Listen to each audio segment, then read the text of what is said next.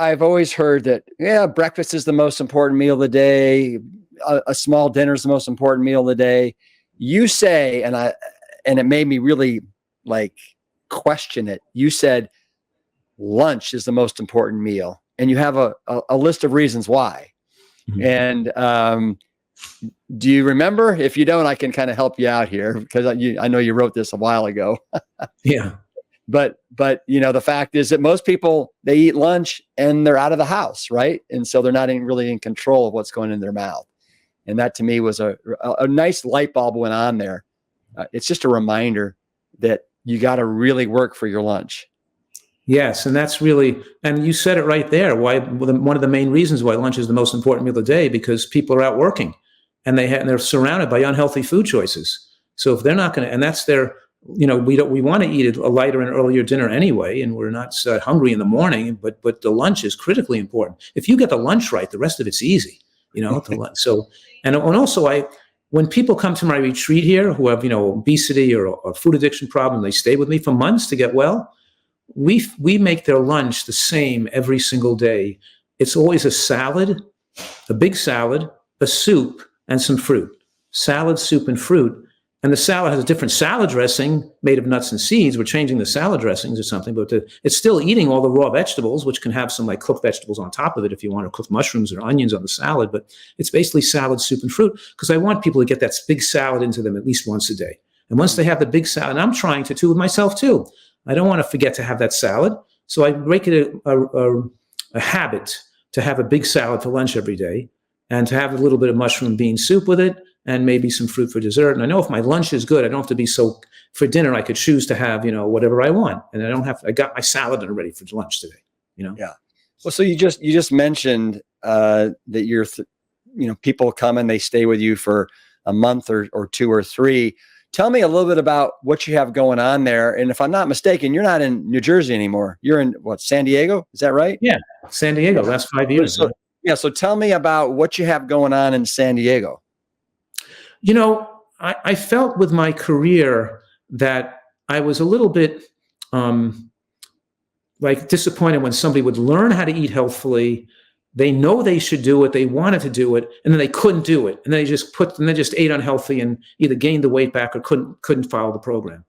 So I knew that for some people, and we know from some people, as you know too, Rip, that some people going away for a week, even getting all the right information, they still aren't living with it long enough to be able to change their taste buds, learn the wisdom and the social implications of emotional eating, and how to deal with their own personalities to be able to be driven into food addiction or emotional overeating.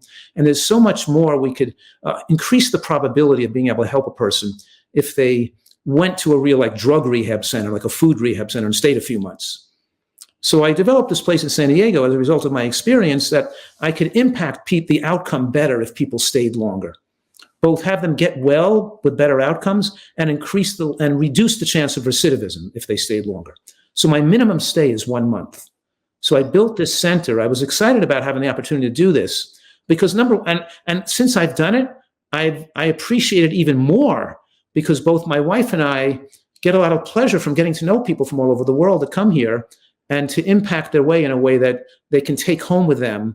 And now they have the tools and the knowledge to better their health for the rest of their lives. So we feel we develop these relationships with the people. So I have a retreat here in San Diego. I moved out here. I bought this property, built this beautiful retreat where people can come and stay with us. And it's like instead of going to a doctor for a half-hour visit, you come to see me for a month or two. You know what I mean? That's amazing. How many people can be there at once? Do you have a maximum capacity? Yeah, let's see. We'll have 6, 7, 14. So, under 20 people are here, so like 15 to 20 people. Wow.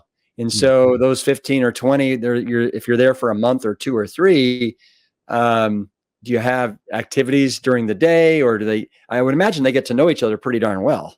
Exactly that point you just made. That when we do meditation in the morning or wisdom teachings and things, when they leave here, they still, and of course they're doing water aerobics and exercise classes and cooking classes and my lectures and emotional eating classes, and they have a lot of things going on, right?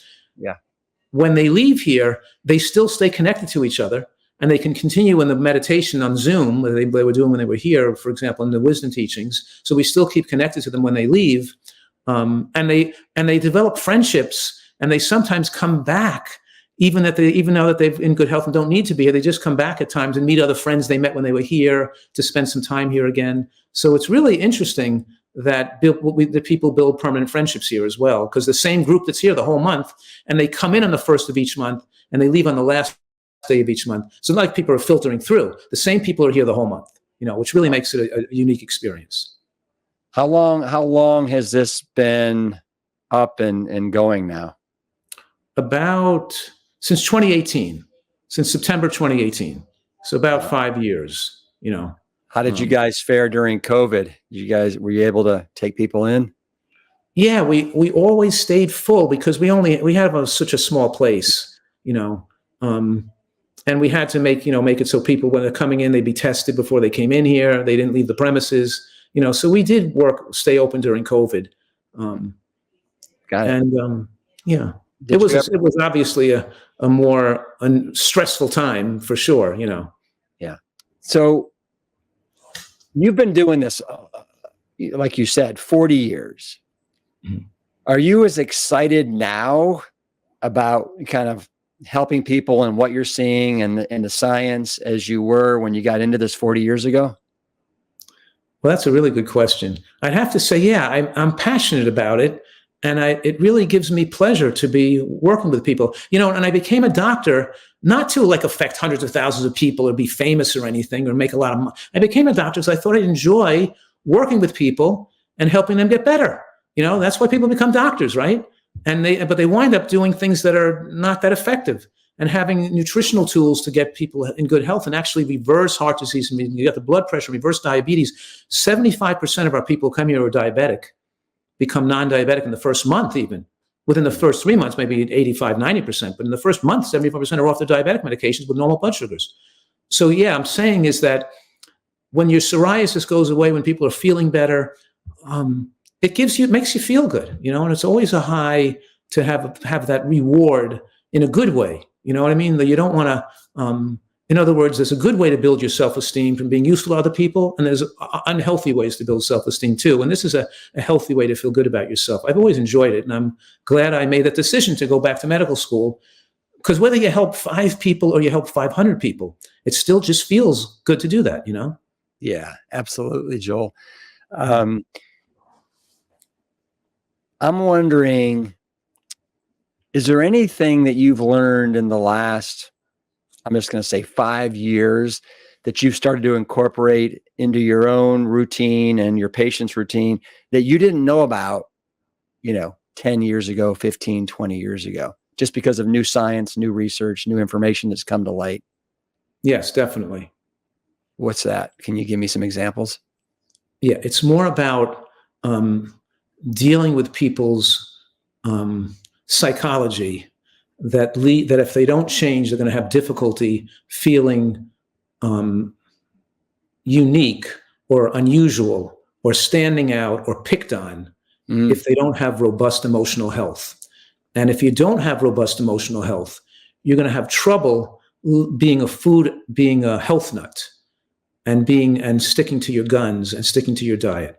And so I've gotten definitely more into these aspects of meditation and wisdom teaching and emotional health with regard to building, we're talking here now about having gratitude, having respect and appreciation for the world around us, for giving up our own egos and realizing every individual is just as important as we are, and that we're not looking to have people approve of us or like us or give us kudos, that looking for brownie points or have likes on your Facebook page doesn't matter.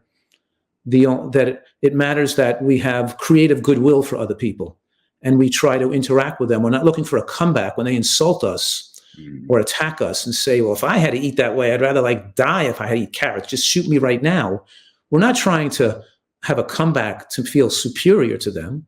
We're trying to show them love, that we care about them, and have the opportunity to maybe have a positive effect on them using our creative mind, creative goodwill.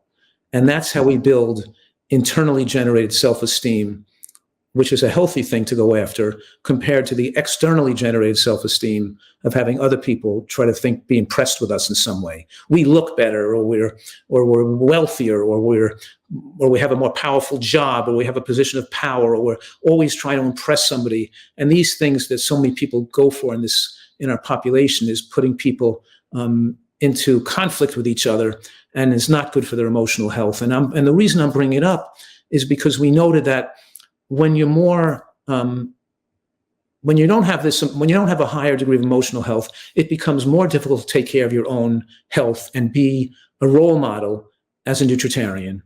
You can't eat healthfully and take the negative feedback and still get the support of your contemporaries and your colleagues. And you probably know as well that many people who didn't adopt this nutritional training that you or I give people, many of those people who didn't adopt it was because of the social pressure they got from their coworkers, their friends, and their family, which made them feel ostracized.